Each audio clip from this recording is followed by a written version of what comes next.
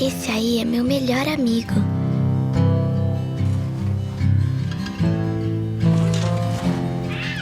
De uns tempos pra cá, ele não sai mais de casa.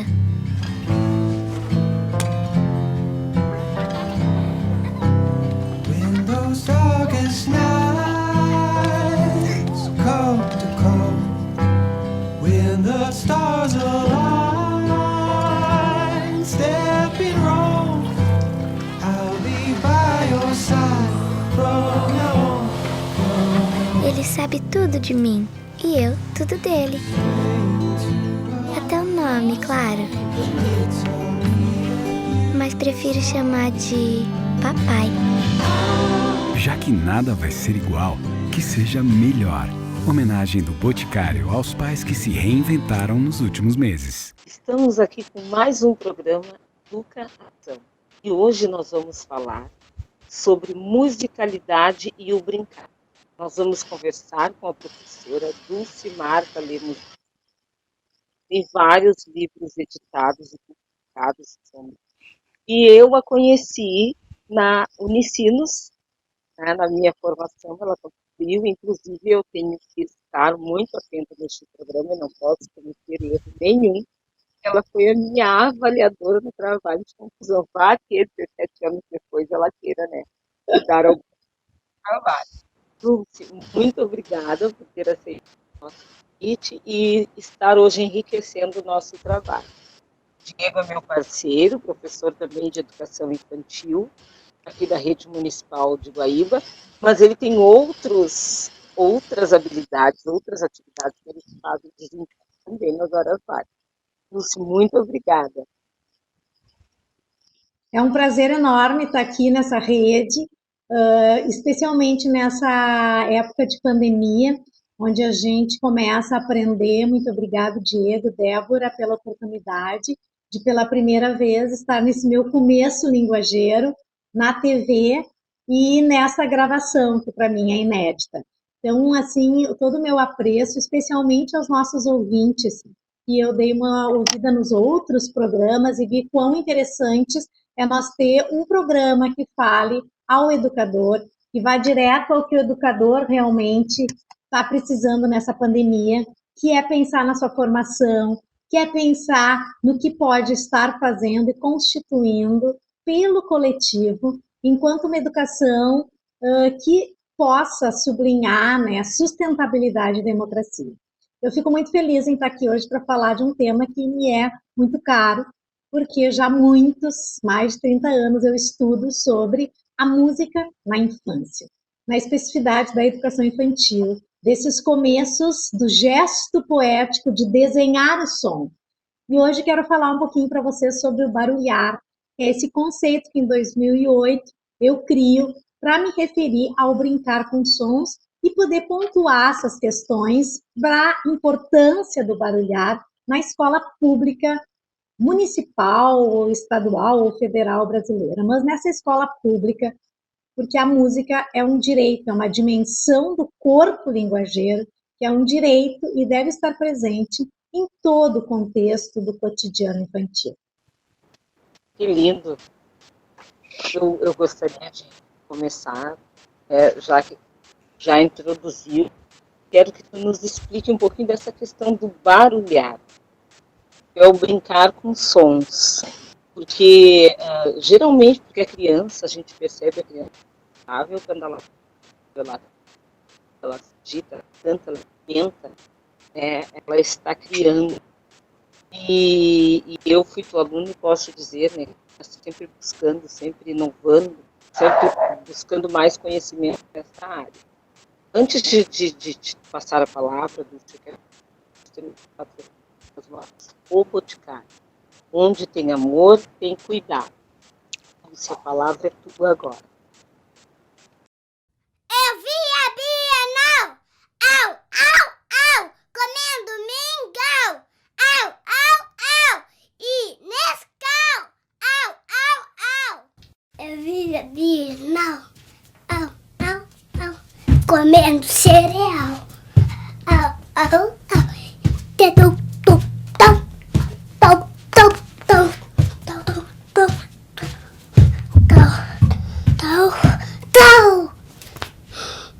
falando no Boticário, ele foi responsável pela divulgação de algumas trilhas sonoras super importantes para a educação musical brasileira, né? Ele editou há muitos anos atrás, eu não vou saber dizer certo, o Pindorama do Palavra Cantada, onde ele vai falar dessa terra Brasília, né? Pindorama, Pindorama, é o Brasil antes de Cabral.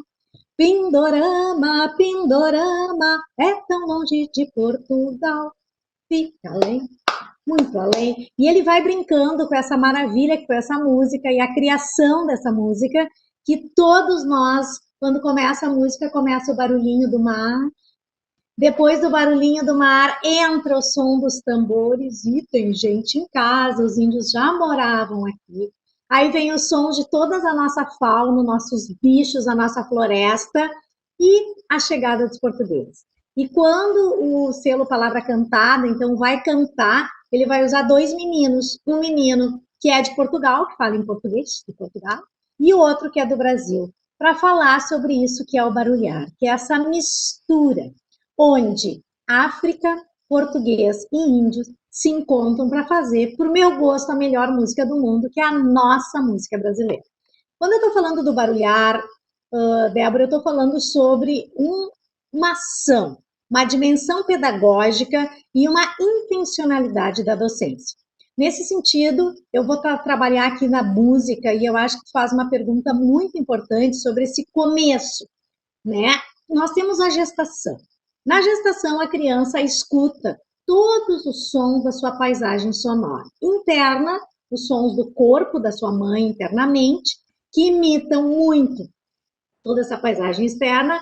Ela reconhece o som das pessoas que são mais íntimas para ela, mas quando ela vem ao mundo, ela desabrocha, ela nasce, né? Como Guimarães Rosa vai dizer, o menino nasceu, o mundo tornou a começar. Ela nasce e ela está totalmente inserida numa língua. Como diz a Mafalda também, tu não entende nada porque quando tu nasceu o mundo já tinha começado. O mundo já tinha começado, várias civilizações já existiram, já se comunicaram, já organizaram as sonoridades. Porque a música é uma organização intencional de sons, ruídos e silêncios feitas pelo humano, para deixar as suas marcas. Se nós pensarmos assim nas pinturas rupestres, que é o que nós temos para lembrar, a gente tem que pensar que não existia gravadores, então ele não sabe como eram as músicas naquela época. Mas a gente tem as pinturas rupestres, a gente tem, nessas pinturas a gente pode ver que o corpo no som está sempre presente, que a dança está presente, que os tambores, as flautas de osso e a pele de animais é uma presença. E com Humberto Eco a gente vai pensar também que com esses povos que não inventaram a educação musical, mas que criaram a música, o coletivo é fundamental. E com Humberto Eco ele diz, na caverna escura, o homem entendeu qual era a função da escuta. Ele precisava saber se era um grilo que estava lá fora ou se era um leão. E por isso, na noite, a escuta tinha uma importância fundamental, não só como sobrevivência no sentido do humano, mas como o coletivo de estar juntos naquele lugar e a partir dali fazer escolhas. Quando eu falo do barulhar, que é um conceito que eu criei em 2008, depois de estar 4 anos dentro da Escola Pública Municipal de Educação Infantil, observando as crianças e pensando, como muitos de nós, que as crianças são artistas, que as crianças são criadoras, que não são, depende de um ambiente que propicie intencionalmente momentos em que ela possa viver a música enquanto poética e narratividade do seu próprio corpo. Eu me dei conta que as crianças barulhavam, ou seja, brincavam com sons porque elas queriam escutar o mundo. O mundo estava ali, os ruídos é o que elas têm mais apetite. O François de Lalande vai dizer que o gesto desenha o som. A partir do meu gesto, eu vou intencionalmente definir e compondo o meu jeito de ser. Então, quando a criança nasce, como vai dizer o Caetano, minha pátria, minha língua, minha pátria, ela aterriza num mundo que já tem uma língua. E esta língua, ela vai se apoderar. A cadeira soa assim, a mesa soa assado, o tambor que tem aqui na minha casa é desse jeito, a voz da minha mãe é daquele jeito, a voz do meu avô, ela vai se condicionando e se acostumando ao repertório de sonoridades, ou seja, som, ruído e silêncio que não está organizado, e de músicas que aquele ambiente oferece. Então, se a família é musical no sentido de tocar todos os dias, de cantar, de vincular-se com a música enquanto presença coletiva, a música não quer significar nada. O momento do vínculo é estar com. Então, primeiro eu sou música, a música em estado de encontro com o outro para sublinhar este coletivo. Depois eu vou pensar sobre ela. Ao pensar sobre ela, nós vamos edificando várias formas de, então, pensar educação musical. Ou seja, como viver práticas criativas de fortalecer e ampliar tanto os processos de escuta quanto os processos de criação musical.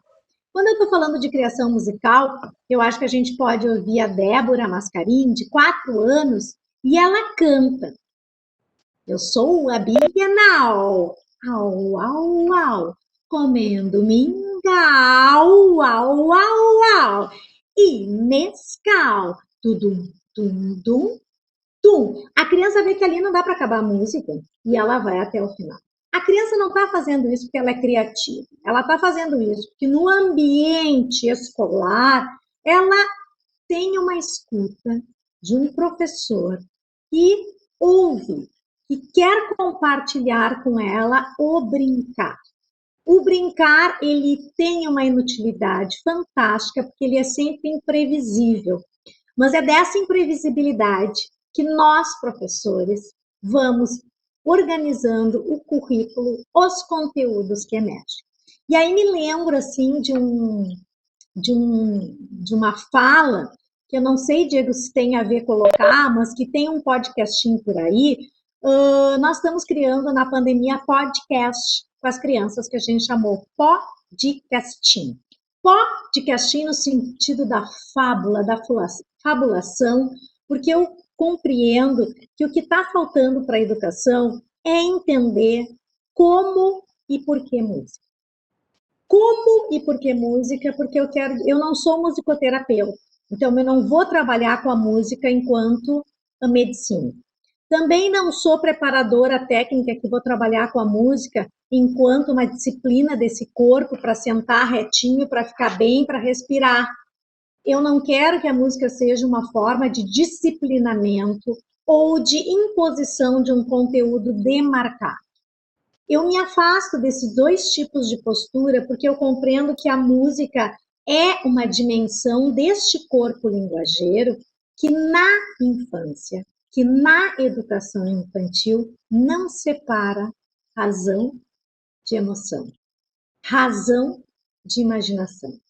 A poética é o vigor da minha ação individual, que só é e só acontece no ensaio de errância cotidiano da realidade.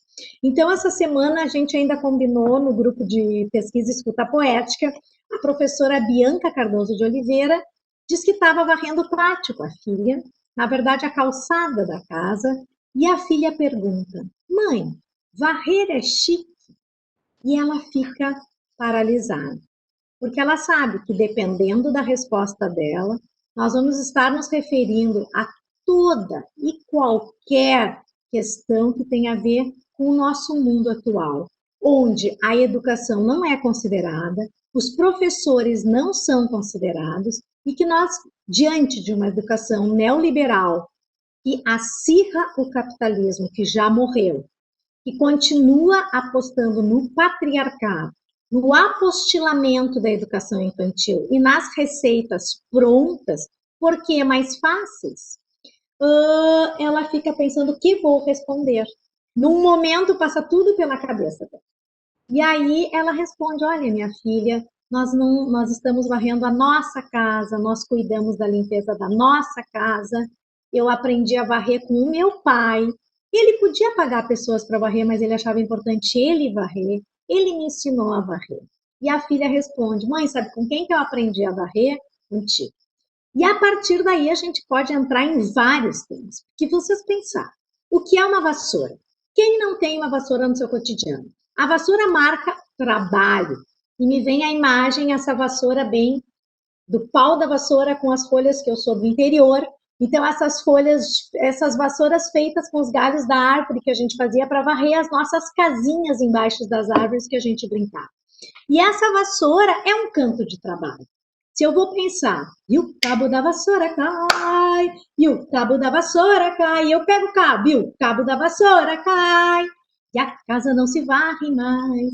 Certo dia estava passeando, encontrei a dona Débora, o Diego me olhou, ai que medo que me deu, e o cabo. Então essa hora, quando a gente tem esses cantos de trabalho, são formas de eu brincar coletivamente.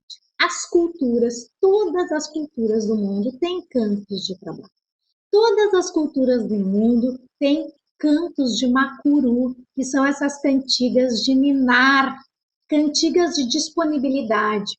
Os indígenas nos falam da palavra sonora das cantigas do macuru, que eu sou apaixonada, porque essas cantigas, elas não servem para fazer, não é o Berceus e nem o acalanto, não seria, né?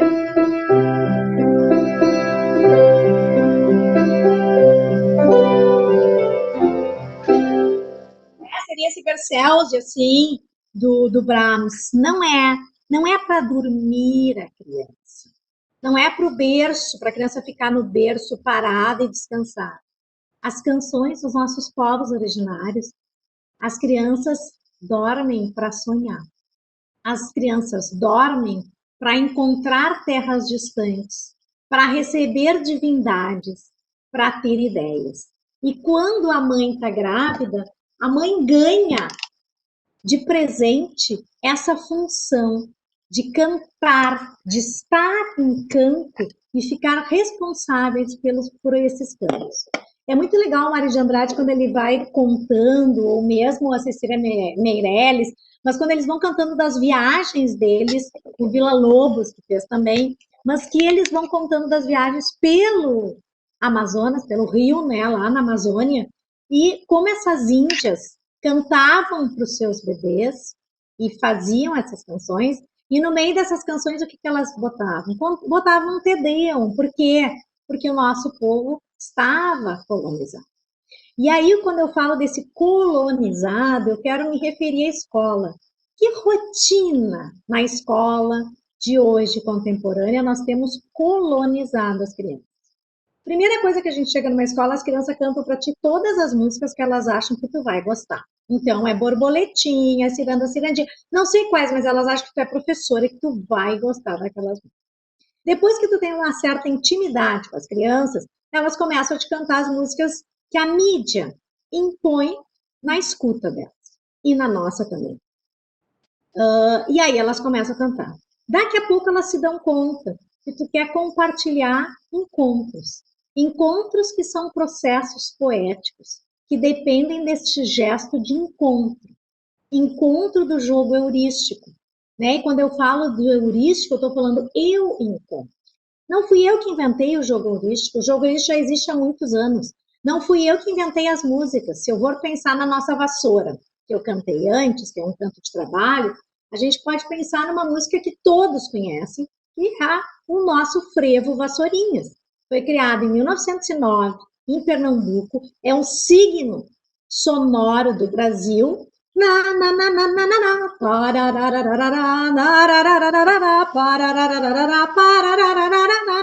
Né? Esse signo sonoro, ele foi feito sem a mínima intenção, foi feito com um bloco carnavalesco chamado Vassourinhas. Naquela época, e ele se propagou, e até hoje nós temos. Então, essa música é uma música que vai falar do nosso carnaval, que vai falar de um jeito de dançar, que vai falar de um jeito de utilizar esse corpo. Então, quando nós estamos falando de música, nós estamos falando de colocar os corpos no som. Mas que som? O som do mundo. O som do mundo que ainda não está pronto, que ele vai se organizar. Cada criança vai organizar do seu jeito. Mas que para que ela possa organizar, ela precisa ter um repertório, ela precisa ter várias figurinhas, como nós, professores, precisamos, várias figurinhas. Eu tenho que conhecer canções do Sul, do Nordeste, para mim poder, quando eu vejo uma criança fazendo uma pergunta das vassouras, eu poder entrar em toda essa beleza da vassoura. E não dá para esquecer dessa música que também é protesto e sempre foi resistência do mundo afro-brasileiro, africano, desta mistura. E a gente pode pensar num jingle do Jânio Quadros, né? Que ele diz, como é que é? Deixa eu ver se eu recordo aqui esse jingle.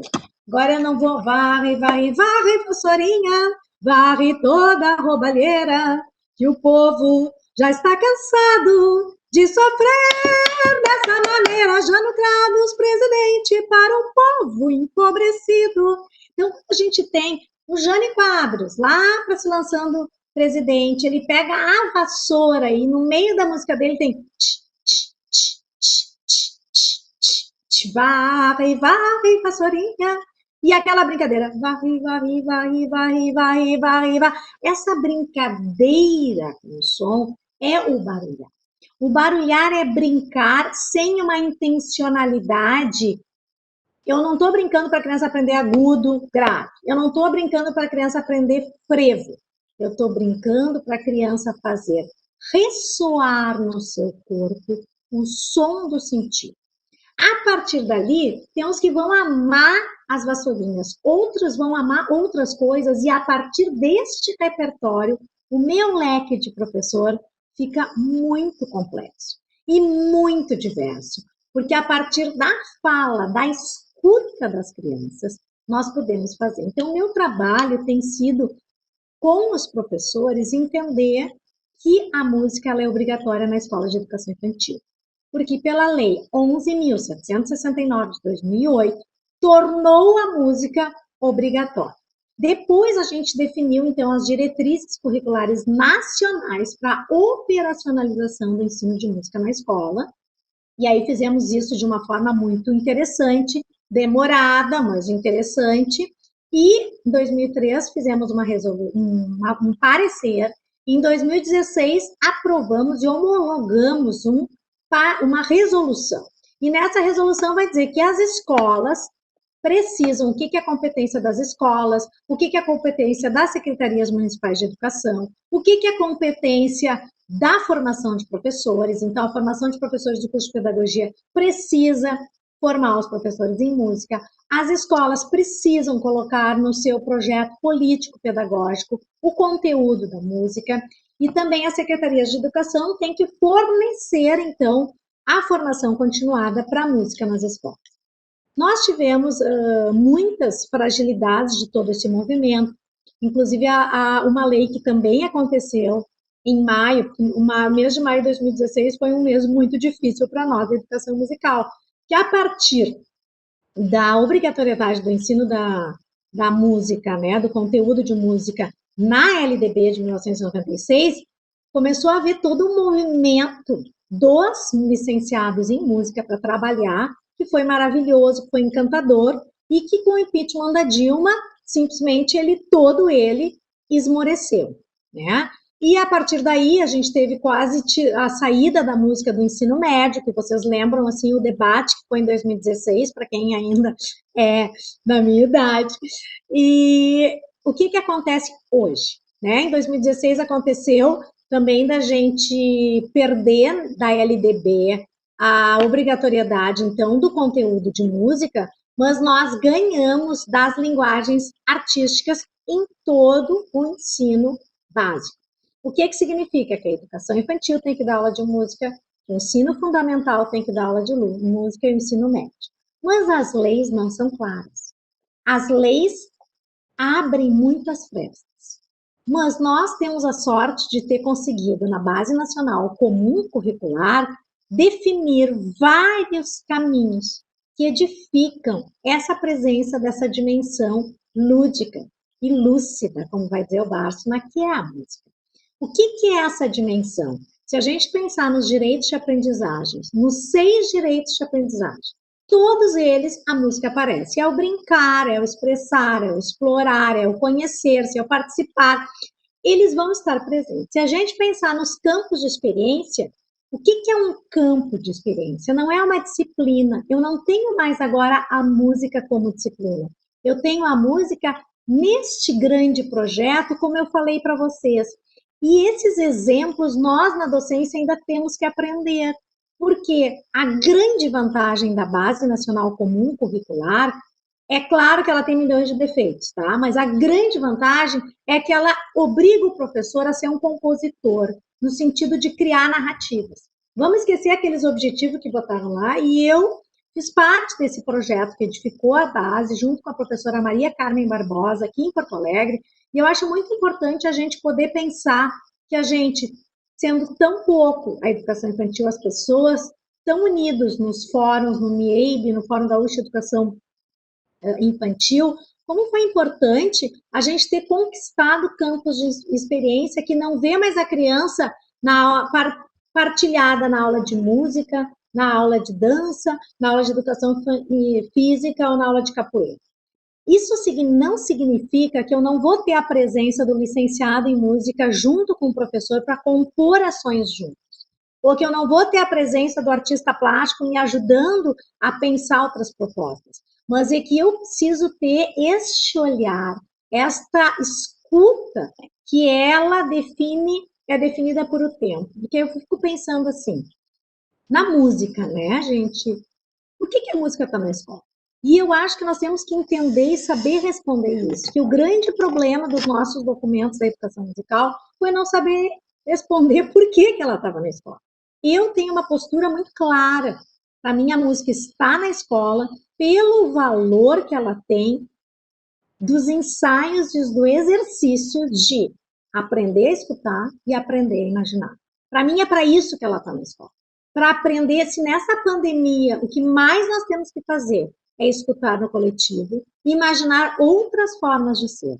Se hoje nós estamos aqui e eu me sentindo tão cômoda nessa gravação, coisa que para mim seria uma coisa completamente impensada, é porque em pouco tempo, com a pandemia, nós nos apoderamos de tantas questões das plataformas digitais que nós não voltaremos mais atrás. A criança, depois que ela gatinha, ela não volta a gatinhar, é muito raro. Geralmente ela vai caminhar, ela vai correr. Então, eu acho que é importante a gente entender que esses começos linguageiros, eles são fundantes para a gente sublinhar a potência da infância, como este lugar, o Agamben diz, né? Esse lugar de eu entrar em linguagem.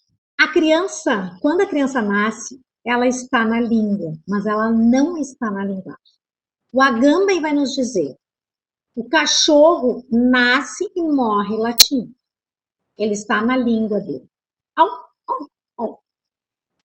O ser humano tem a potência de entrar em linguagem. Quando eu falo linguagem, eu falo o conceito de linguagem do Agamben, que é singular. Não é linguagens musicais, linguagens, não. Linguagem é algo que une e faz razão e emoção estar juntos e a imaginação e a razão estar entre. Elas vão estar sempre juntas, porque quando eu, como pianista, me apresento, não posso virar um mundo de imaginação e emoção, porque eu não vou tocar nada, eu vou sair do ritmo, vou sair do tempo. Eu, como diz aquela brincadeira grega, né? Com um olho eu choro, e com o outro olho eu vejo quem botou moeda no meu chapéu. Então, eu acho que a gente tem que entender que a música, ela é convivência de coexistência. Ela parte sempre do real e ela vai sempre fazer essa ligação entre realidade e a imaginação. E aqui está o dever. Por isso que as crianças não são compositoras, nem são artistas.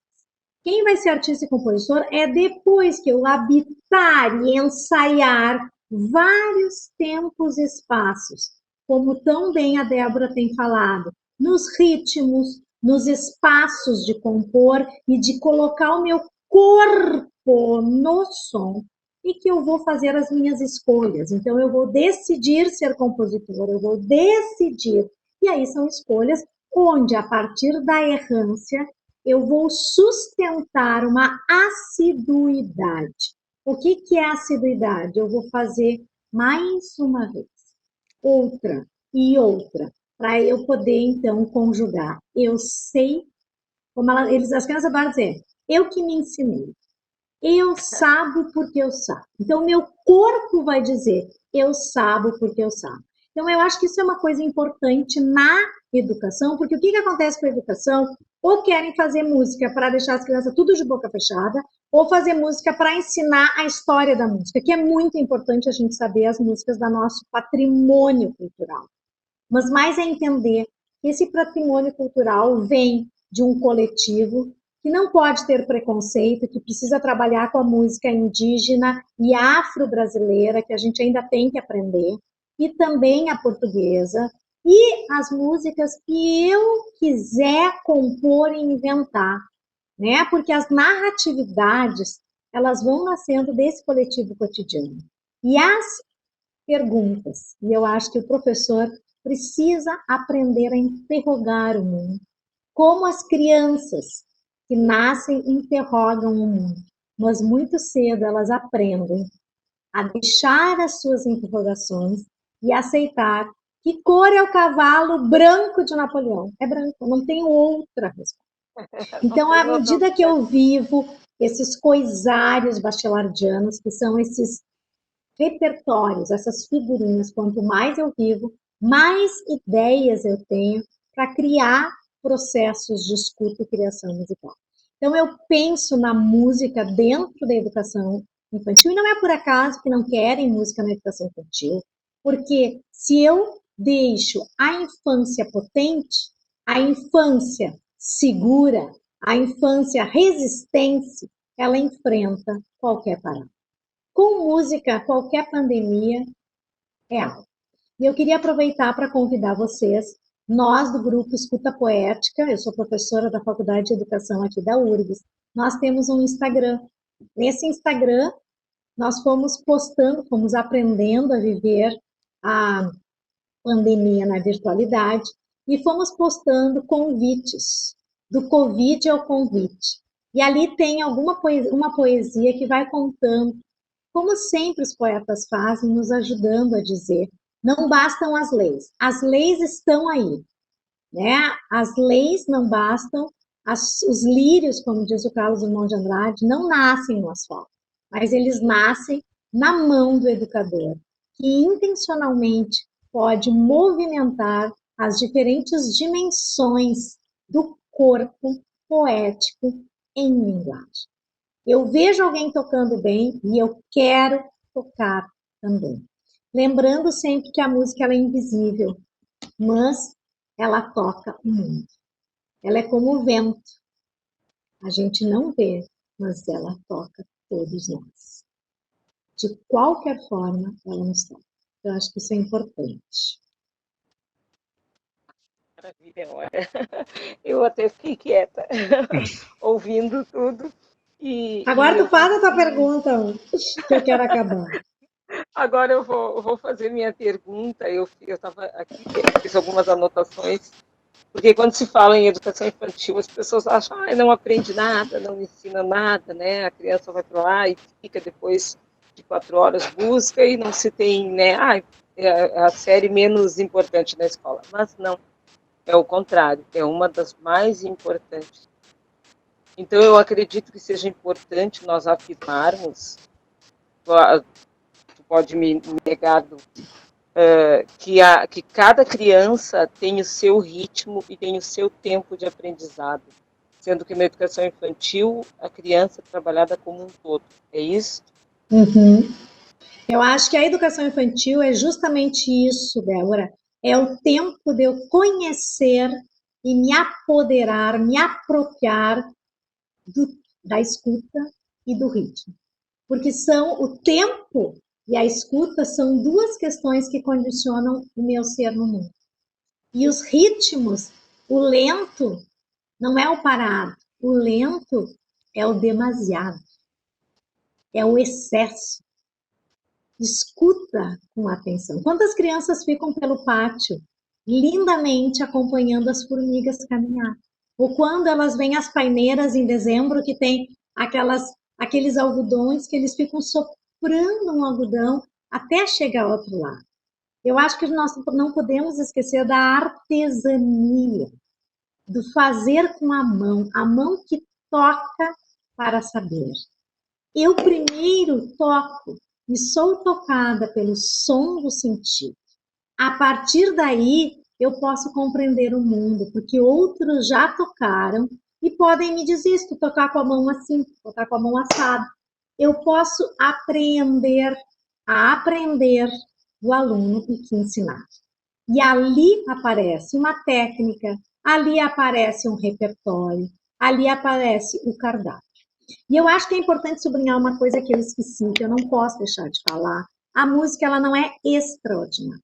Ela não é fruto de uma subjetividade individual, um cara extra normal, muito mais sensível. Todos somos musicais. Todos somos sensíveis. Nascemos nos comunicando através do som. Conforme o choro é fome, é cocô, é manha. O bebê se comunica soando. Aos poucos ele se apodera desses sons da língua e dos gestos que essa língua, no seu contexto específico, tem. Então, eu queria dizer que a música, como diz o Gilberto Gil, é da nossa cesta básica. Ela é matéria ordinária da vida. E se foi Gilberto Gil que, em 2008, nos ajudou a colocar a música no centro dos currículos, em 2016 a gente perde essa articulação, mas na lei está previsto que as linguagens artísticas devem habitar a educação básica, mesmo que como subgrupos, mesmo que sem empoderamento, nós vamos continuar, como a palavra que a Débora disse, afirmando os ritmos e os tempos de ser e ter infância. Ter infância é ter tempo livre para estar na escola. A escola nasce, a etimologia do termo, Machelan e o Simon nos ajudam a ver, um livro que eles escrevem que eu adoro, que é Em Defesa da Escola. Porque a gente acaba com os professores, são horríveis, as escolas são, tudo é ruim. Então, eles vão em defesa da escola e existe ainda um manifesto em defesa dos pedagogos, que eu também me apodero, e eles vão dizer o que a escola surgiu na sociedade para nós ter tempo livre, para escutar o mundo, para estar em linguagem, para compor saberes que nós consideramos importantes para passar para outras gerações. E essa escola não é a mesma coisa que eu ficar no pátio da minha casa.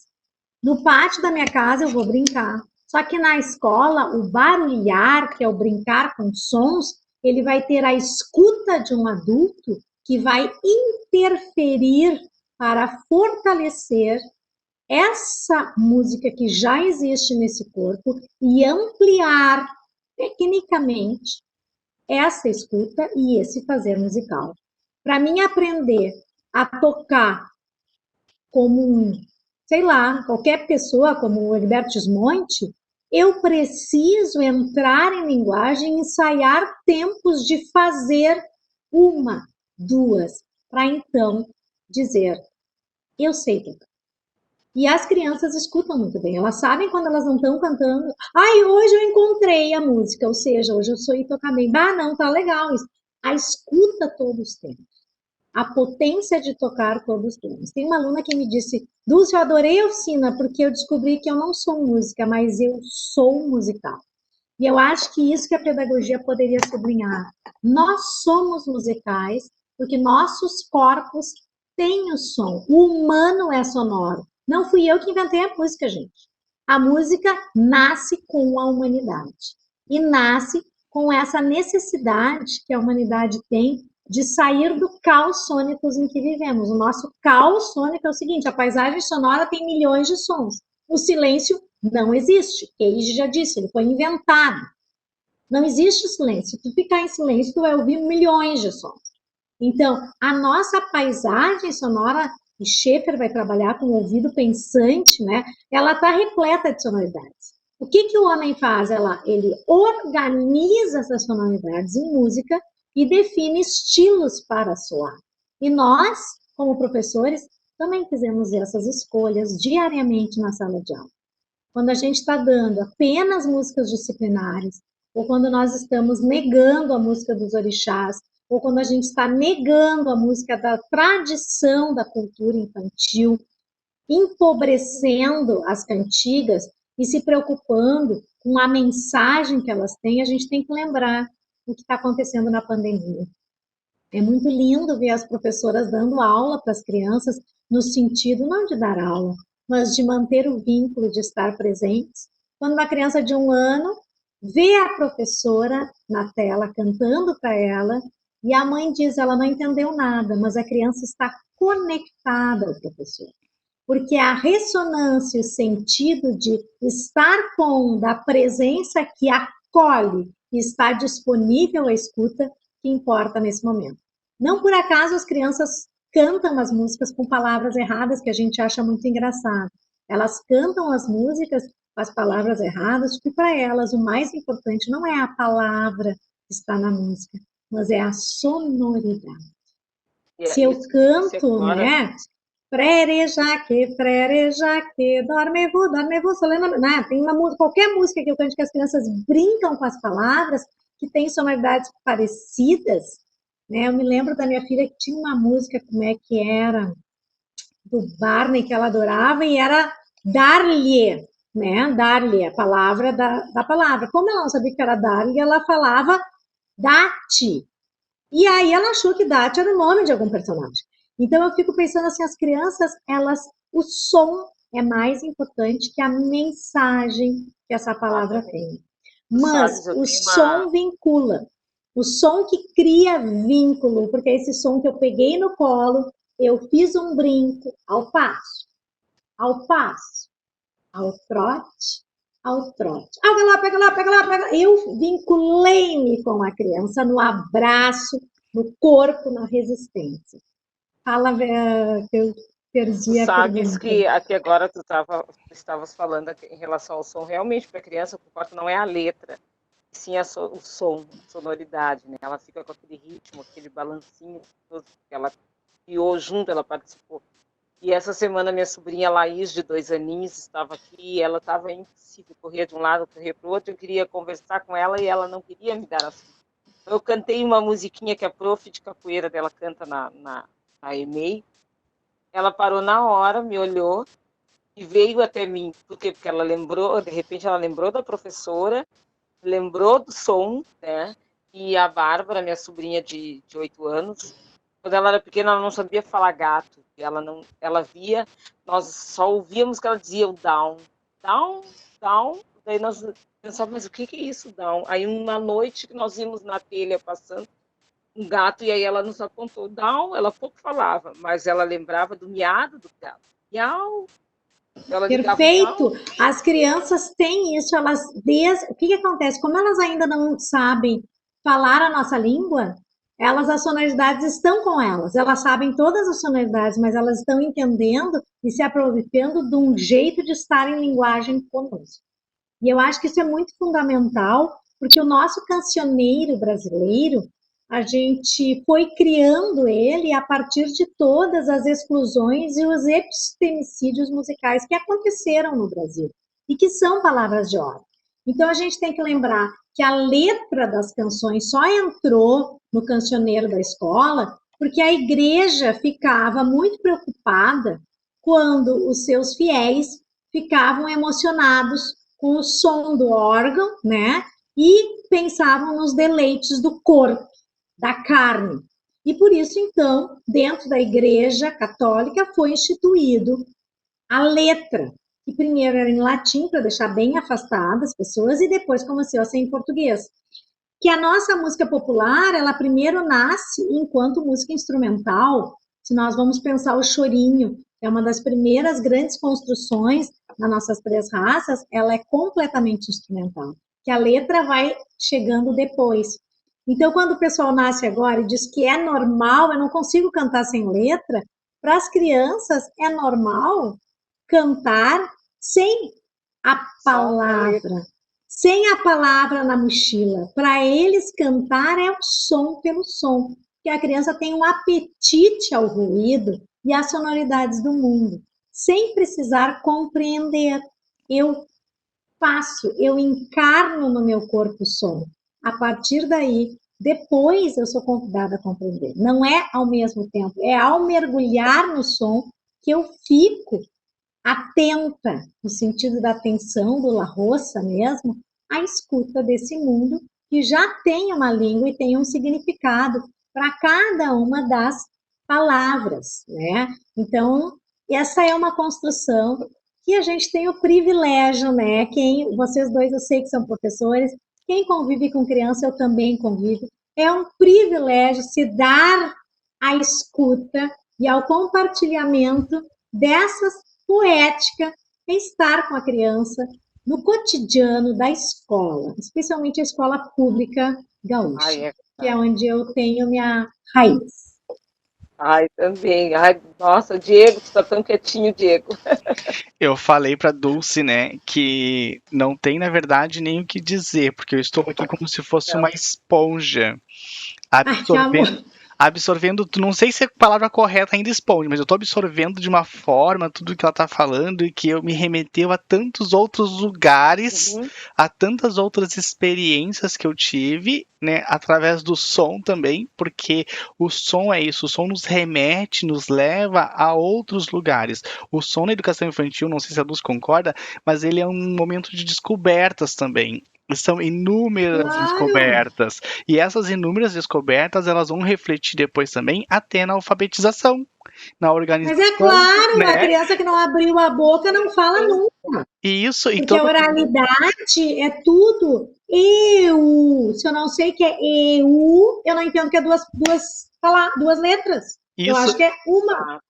E essa construção, né, ela é tão potente, ela é tão forte. Quando a Dulce falou que também em questão da música, né, na educação infantil ou para os professores em si, nós entendemos a importância da música, eu como professor vou falar, mas muitas vezes há aquela confusão daqui a pouco até da música estar presente na sala de aula e a música fazer parte da rotina ou a música ser de forma, como nós conversamos, de forma rígida, de doutrina, disciplinar. Isso aí, disciplinar. Normativa, gurizada, normativa. É cantar a apresentação sem sentido, né? E nós não queremos isso. Então, como esse é um papo aberto para os outros professores também, né, a gente entende que daqui a pouco se passa ou acontece essa confusão, mas a Dulce colocou a música de uma forma tão clara, tão limpa, que a gente entende o que é música e musicalidade na educação infantil. Nossa, eu estou realizado. Quando ela falou também em questão dos sonhos, né? E nem eu falei pra ela que eu sonho toda noite. Quando ela falou em questão dos sonhos... Ainda bem, né? Ainda bem. Ela falou em questão dos sonhos, me veio aquela música de Mercedes Sosa, aquela que ela cantava Duerme, duerme, negrito. Ai, é linda, que tu mama está no campo, negrito. Duerme, duerme, negrito, que tu mama está no campo, negrito. Se negrito. Mas aí tu tem que ter repertório, né, Diego? Tu fala assim, ó, as criaturas não... Vou falar entre vocês, né, Débora? Mas assim, ó, a criatura só sabe cantar dorme, bebê, que a cuca vai pegar. As criaturas não sabem cantar mais nenhum acalanto, entende? Então, assim, ó, falta esse repertório no docente para se abrir. Então, às vezes não é culpa do docente, sabe? É muito culpa dessa formação que diz que eles têm que ter um conteúdo, um objetivo, né? E o contexto também, né, se a gente for entender, porque quem era o negrito, né, era uma mãe escrava que estava cantando pro seu filho, então quando ela falou a pior música, que nem Boi da Cara Preta, a mesma coisa. E quando ela tá falando em construção... Bem, Vamos, bom, vamos gente, nos foi um prazer. dirigindo Quer que eu para. fale mais alguma coisa? Ai, Vamos nos Debinha, um dirigindo, amor, então, vida que tu sempre para no meu coração. as- A Débora foi muito engraçada, porque a minha mãe morre bem no dia. Te lembra, Débora, da tua defesa? eu lembro. Diego, vamos para as considerações finais. Considerações finais, tá. O que eu tenho que falar ainda? Vamos ver. Eu quero agradecer ao Diego, meu parceiro, né, de programa Educação. Esse é o espaço do professor, é o espaço do aluno, é o espaço da comunidade, aquelas pessoas que gostam de falar sobre ou que trabalham diretamente com a educação. Estamos sempre de portas abertas. Dulce, foi um prazer poder conversar contigo, ou melhor, poder te ouvir novamente. Eu tinha aula com a Dulce nas sextas-feiras, Diego, a sala de aula cheia, e nós cantávamos, nós experimentávamos, nós brincávamos, e tanto é que ela me ajudou na minha formação, na produção do meu trabalho de conclusão. Então, foi maravilhoso, Dulce. Muito obrigada. Inclusive, o nome da filha dela é Débora também. Não sei porquê, né? Maravilhosa. Muito bom, muito obrigada mesmo. Muito obrigada. E Eu que agradeço. Dulce, agora?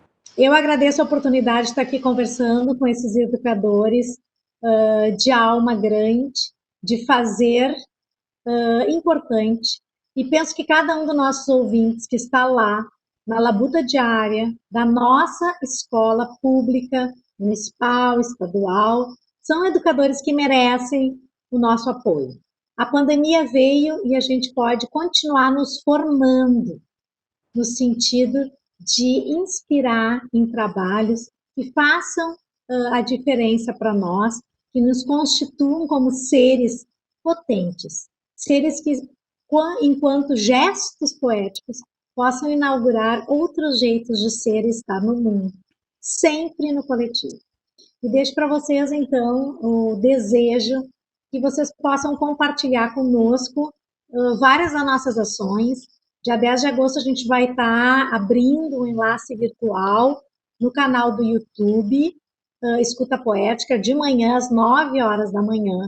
Então, para mim é muito importante, se vocês quiserem participar. Vamos estar falando sobre educação e sustentabilidade, no sentido da natureza. O que é cura? O que é cuidar? Depois eu passo o endereço e quero dizer, façam música. Pensem depois. Tá, eu quero fazer minhas considerações também, que é um momento incrível, né? Daqui a pouco eu vou falar também, não sei, mas volta, por favor, Dulce, em outro momento também. Queremos ter mais desse momento, mais essa conversa. 3 palavras que ficaram muito fortes hoje também, que é uma questão de repertório. Você falou, você colocou, vamos buscar repertório, vamos criar um novo repertório. O repertório acho que é tudo, né, na vida de um docente, e daqui a pouco a gente esquece, e lá a gente lembra, nossa, 3 anos atrás eu cantava tal música. Repertório é muito importante. A intencionalidade, aquilo que nós conversamos antes também, que o que nós estamos fazendo com uma intencionalidade. Tudo que a gente for propor para essa criança que venha a ser intencional. Você falou sobre o brincar heurístico também, né? Em outro momento a gente pode abordar também o brincar heurístico, mas se ele não for intencional, não tem sentido. Se o nosso planejamento não for intencional, né? O nosso dia a dia, até com o próprio cotidiano, não faz muito sentido. Então tem que ver. Diego, eu vejo assim, ó, nós temos que ter um cardápio também sonoro, né? E esse cardápio sonoro passa pelo brincar heurístico, porque o brincar eu encontro. E eu agora na pandemia tenho feito muitas coletas, né? Então, assim, rolinhos de papel higiênico, porque 50 rolinhos de papel higiênico me dão várias possibilidades. Cápsulas de café, pedrinhas. Então, assim, como soam essas pedrinhas do meu pátio, a areia, galhos, gravetos. O que é isso? É o mundo. Esse é o mundo. Então, quando eu estou assim, ó, falando de música, eu estou falando de a música do mundo, que é essa música que já foi construída. Eu, como professor de educação infantil, eu preciso me apoderar dessa música do mundo, porque é ela que vai ser o contraponto ao que a criança está inventando ali.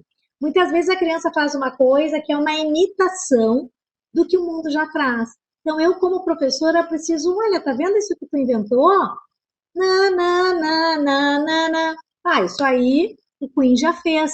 Sabe como é que ele fazia? E vamos mostrar, vamos compartilhar, vamos Isso. colocar esses encontros para ampliar e fortalecer a intencionalidade pedagógica. Eu peço que os professores aproveitem. Lá no nosso Instagram do Escuta Poética, todas as terças e todas as quintas a gente posta dicas para o cardápio. O que são essas dicas? Músicas. Músicas para vocês ouvirem e ampliarem esse repertório. Porque a gente sabe que a mídia e o capitalismo estão aí. E quando a gente quer uma música legal, a gente não encontra, porque elas estão perdidas no mundo. Então, eu que estudo a música da infância, tenho a obrigação de compartilhar com vocês essas músicas para facilitar esse caminho e fazer com que a universidade chegue até a escola pública. Gente, muito obrigada mesmo. Eu vi aqui e gostei da escuta coletiva. Trabalhar sempre com a escuta do coletivo, aproveitar essa bagagem que trazem de casa, desde o momento que nós trabalharmos na escola. E que educação infantil é uma fase muito rica, que a criança tem que ser criança, a criança tem que ficar, trabalhar com a criança de forma única. A criança é única, não separarmos cabeça do corpo, sim, criança como um todo. Né? O corpo fala, o corpo se expressa, o corpo canta. Né? Quero deixar aqui o meu carinho ao Diego, a Dulce Marta, maravilhosa, muito obrigada mesmo. Obrigada. Prazer, muita sorte e continuem na empreitada de ajudar os professores a escutar vocês. Muito obrigada por vocês estarem na minha vida. A Débora já há muito tempo, o Diego que está entrando agora, seja bem-vindo, apoiando e sempre disponível às escutas de vocês. Diego, ele é recíproco. encantado pela educação infantil. Ele é maravilhoso. Ele foi professor da minha sobrinha, uma das minhas sobrinhas. Opa. E esse programa eu dedico às minhas colegas de educação infantil, né, a todas elas que são incansáveis e trabalham com a educação infantil e defendem a educação infantil com muito resiliência. Gente, muito obrigada, fiquem com Deus, até a próxima. E lembrando, patrocínio das lojas O Boticário, onde tem amor, tem cuidado.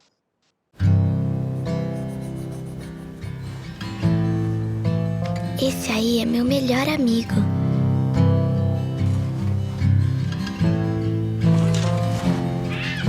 De uns tempos pra cá, ele não sai mais de casa.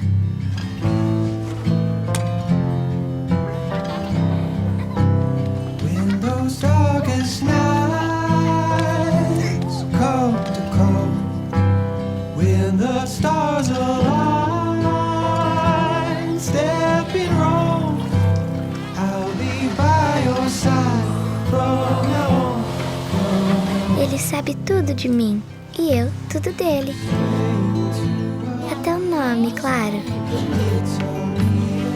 Mas prefiro chamar de papai.